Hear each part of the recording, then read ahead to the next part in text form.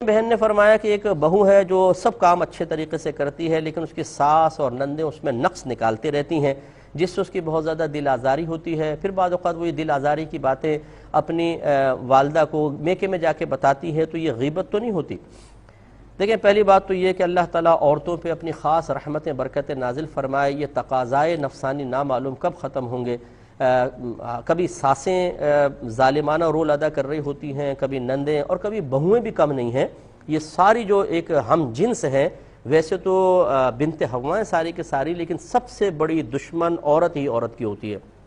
تو ہم بہنوں سے گزارش ہی کر سکتے ہیں کہ آپ اگر اللہ تعالیٰ نے آپ کو ایک گھر میں زور عطا فرمایا ہے، طاقت عطا فرمائی ہے، اگر آپ اس کا ظالمانہ استعمال کر کے کسی کی بے عزتی کرتے ہیں، کسی کو ڈسہارٹ کرتے ہیں، اگر کوئی ماں اپنے بیٹے کو بہو سے بدظن کرتی ہے، بہنیں بھابھی سے اپنے بھائی کو بدظن کرتی ہیں، تو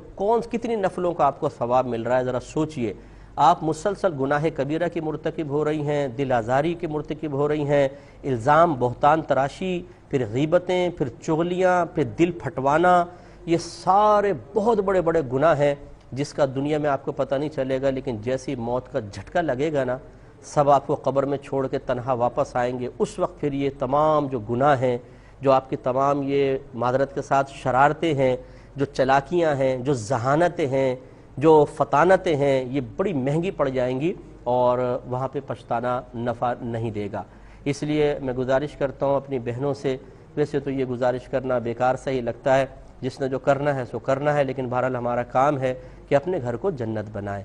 پیار محبت سے۔ ساس کو چاہیے کہ بہو کو بیٹی سمجھیں، اور بہو کو چاہیے کہ ساس کو ماں کا درجہ دے، اور نندوں کو چاہیے کہ اپنی بھابھی کو بالکل ایسا سمجھے جیسے ان کی سگی بہن کسی کے گھر میں ہو، تو اپنی بہن کے لیے اور بہنوئی کے ساتھ اس کے رویے کے لیے کیا تمنا رکھیں گی، ویسا ہونا چاہیے۔ تو بہرحال یہ غلط ہے بالکل۔ ہاں، اب اگر کوئی بچی کی دل آزاری ہوتی ہے، وہ اس کا ذکر اپنے گھر والوں کے سامنے جا کر اس نیت سے کرتی ہے کہ وہ مجھے اچھا مشورہ دیں، مجھ میں کچھ حوصلہ پیدا ہو۔ وہ جو ایک ڈپریشن کا بچی شکار ہوتی ہے یا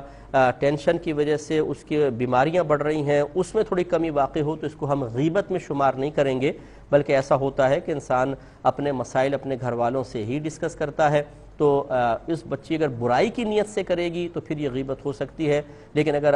مشورے کی نیت سے کر رہی ہے کہ مشورہ حاصل کرنا چاہتی ہے، حوصلہ حاصل کرنا چاہتی ہیں، تو بالکل بچی جا کر بتا سکتی ہے۔ تو کاش ہماری بہنیں آپس میں ان نفسانی خواہشات کو ترک کر کے، اپنے دل کو بڑا کر کے، ایک دوسرے کا ادب احترام کر کے آسانی فراہم کرنے کی عادت بنا لیں، تو بہت اچھی بات